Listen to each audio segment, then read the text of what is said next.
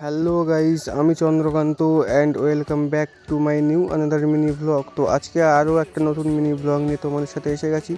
তো আজকে আমাদের কলেজে যাওয়ার জন্য আমি রেডি হয়ে গেছি সকাল সকাল স্নান করে।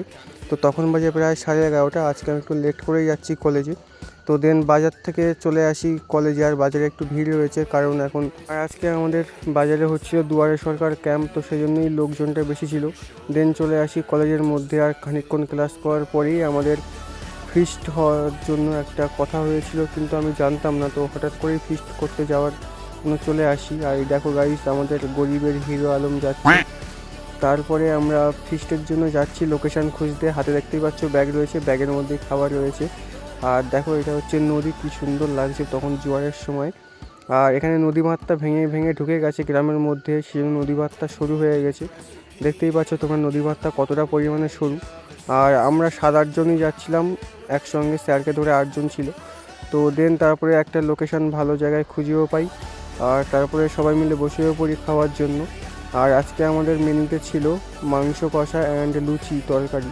তো সেই জন্যই তাড়াতাড়ি সবাই বসে পড়ে সবাইকে দেওয়া থাকা করেও দিয়েছিল। তো তারপরে সবাই খাওয়া দাওয়া শুরু করলাম, আর আমিও তাই খাওয়া দাওয়া শুরু করলাম। দেখতেই পাচ্ছ আমি খাচ্ছি কেমন।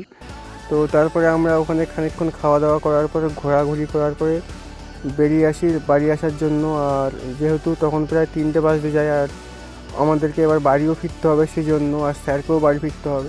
তো দেন তারপরে কলেজের মধ্যে চলে আসি, আর কলেজের থেকে ব্যাগপত্র নিয়ে আবার সবাই বেরিয়ে পড়ি।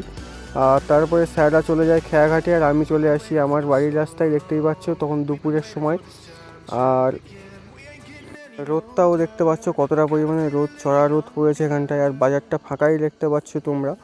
তো আর এই লোকগুলো যাচ্ছে দুয়ারে সরকারের ক্যাম্পে, তো সেই জন্যই এদেরকে তোমরা দেখতে পেলে। আর পিকনিকটা ছিল আমাদের কম্পিউটার ডিপার্টমেন্টের কয়েকজন মিলে করেছিলাম, তো সেই জন্যই বেশি জন ছিলাম না।